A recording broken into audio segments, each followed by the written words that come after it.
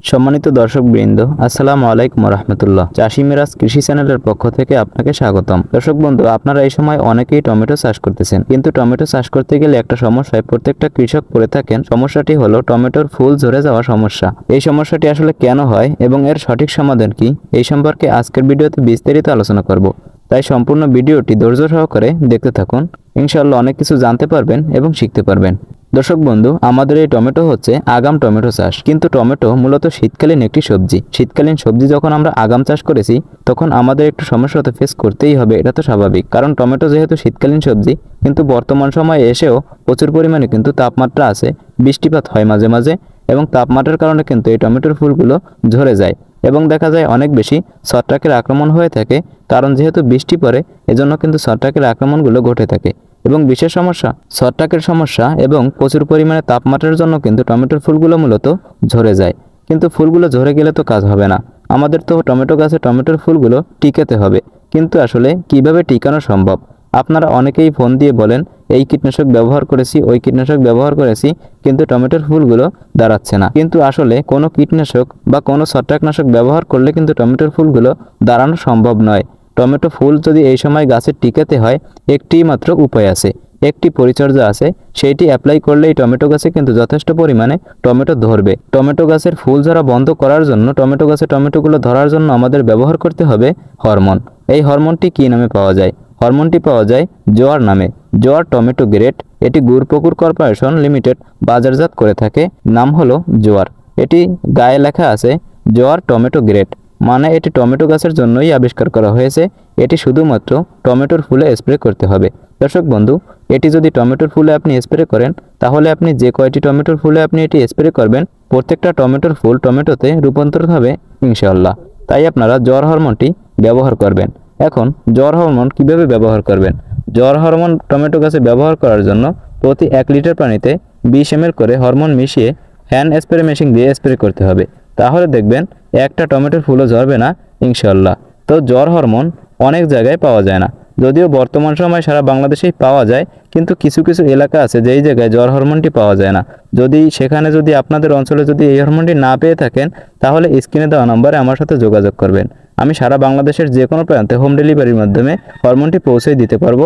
মাত্র 120 টাকা কুরিয়ার খরচ হবে। তো এছাড়া আপনারা বিস্তারিত জানার জন্য কিন্তু এই নম্বরে ফোন দিয়ে ইনশাল্লাহ বিস্তারিত জেনে নিতে পারেন, এবং এই নম্বরে হোয়াটসঅ্যাপ আছে, সেখানেও আপনারা যোগাযোগ করতে পারেন। তো জোয়ার হরমোন কিভাবে ব্যবহার করবেন আর একটু বিস্তারিতভাবে আপনাদেরকে জানিয়ে দিই।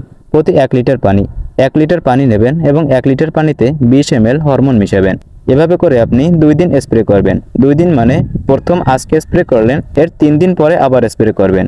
এভাবে করে আপনি 2বার স্প্রে করবেন প্রতি 1 লিটার পানিতে 20 ml দিয়ে, এবং স্প্রে করবেন সকালবেলায়। স্প্রে করার পরেই দেখবেন 3 দিন পরে ইনশাআল্লাহ টমেটোগুলো কিন্তু সেট আপ হয়ে যাবে। তবে একটি ফুলে 2বার হরমোন স্প্রে করা যাবে না, একটি ফুলে মাত্র একবারই হরমোন স্প্রে করতে হবে। আজকে যদি আপনি হরমোন স্প্রে করেন, 3 দিন পরে আবার স্প্রে করবেন, তাহলে হবে কি, আজকে যে ফুলটা স্প্রে করলেন 3 দিনের ভিতর ওটা টমেটোতে রূপান্তরিত হয়ে যাবে। তখন বুঝতে পারবেন এটিতে জোয়ার হরমোন দেওয়া হয়েছিল। এভাবে করে আপনি স্প্রে করবেন প্রতি 1 লিটার পানিতে 20 ml। এরকমের 2বার স্প্রে করার পরে দেখবেন সেখানে তাতেও কিন্তু টমেটোগুলো ধরছে না। তখন আপনি 5 ml বাড়িয়ে 25 ml করবেন। এরকমের 2-3 দিন স্প্রে করবেন। এরপরে আরও হরমোনের পরিমাণ বাড়াবেন, 30 ml করবেন। এভাবে করে আপনি হরমোনটি স্প্রে করবেন প্রতি 3 দিন পর পর। এবং হরমোন স্প্রে করার পরে যদি দেখেন গাছে কোনো ছত্রাকের আক্রমণ হয়েছে, ছত্রাকের আক্রমণ হতেই পারে, এটা কিন্তু স্বাভাবিক বিষয়। যদি দেখেন গাছে ছত্রাকের আক্রমণ ঘটেছে, তাহলে কিন্তু ছত্রাকনাশক ব্যবহার করবেন। কি ছত্রাকনাশক ব্যবহার করবেন আপনি? সিনজেন্টা কোম্পানির এমিস্টার টপ আছে, খুব ভালো মানের একটি ছত্রাকনাশক, এটি আপনারা ব্যবহার করতে পারেন। এছাড়া যে কোনো ধরনের ছত্রাকনাশক ব্যবহার করতে পারেন। কম দামি ছত্রাকনাশকের ভিতর ম্যানসার ব্যবহার করতে পারেন, এটা আপনারা ব্যবহার করবেন।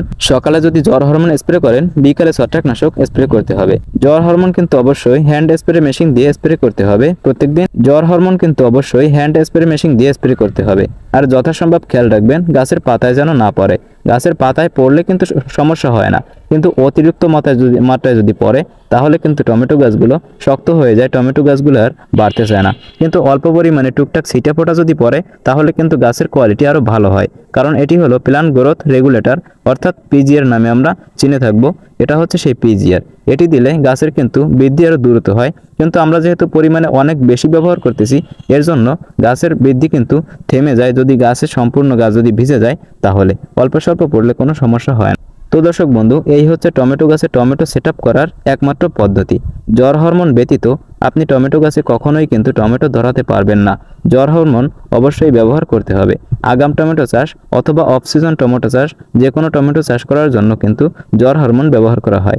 আগাম টমেটো অথবা অফ সিজন টমেটো চাষ কখন শুরু হয়েছে? যখন থেকে জ্বর হরমোনটি পাওয়া যায় ঠিক তখন থেকে অফ সিজন এবং আগাম টমেটো চাষগুলো কিন্তু শুরু হয়েছে। জ্বর হরমোন আসে বিদায় আগাম টমেটোগুলো কিন্তু চাষ হয়ে থাকে, এটার কোনো বিকল্প নাই। তাই যারা টমেটো ঝরে যাওয়া রোগে ভুগতেছেন তারা কিন্তু অবশ্যই এই হরমোনটি ব্যবহার করবেন এবং হরমোনটি নেওয়ার জন্য স্ক্রিনে দেওয়া নম্বরে যোগাযোগ করবেন। গোটা বাংলাদেশের যে কোনো প্রান্তে পৌঁছেই দেওয়া যাবে মাত্র 120 টাকা কুরিয়ার খরচ, এবং এই 120 টাকা আগে পেমেন্ট করতে হবে।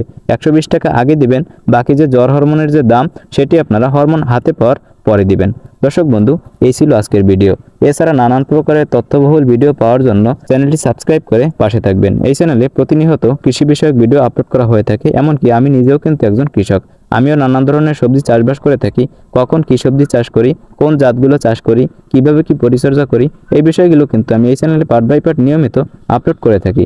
তো যারা কৃষক আছেন, যারা সবজি চাষবাস করে থাকেন কিন্তু একটু নলেজ কম আছে, তবে জানার কিন্তু কোনো শেষ নাই। এই বিষয়গুলো জানার জন্য চ্যানেলটি সাবস্ক্রাইব করে পাশে থাকবেন। সবাই ভালো থাকবেন, সুস্থ থাকবেন। আসসালামু আলাইকুম ওয়া রাহমাতুল্লাহ।